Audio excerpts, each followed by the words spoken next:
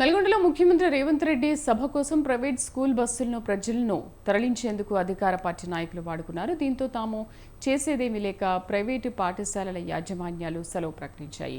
ప్రజాపాలన ప్రజా విజయోత్సవాల సమావేశం కోసం పాఠశాల విద్యార్థుల భవిష్యత్తును పక్కకు నెట్టారంటూ తల్లిదండ్రులు ఆగ్రహం వ్యక్తం చేశారు. అధికార పార్టీ నాయకులను విద్యార్థుల తల్లిదండ్రులు నిలదీశారు.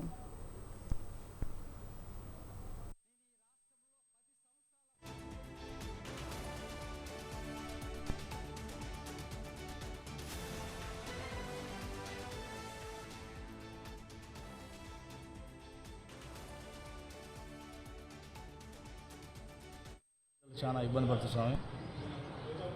మీ మీటింగులకు ప్రైవేట్ వెహికల్స్ కాకుండా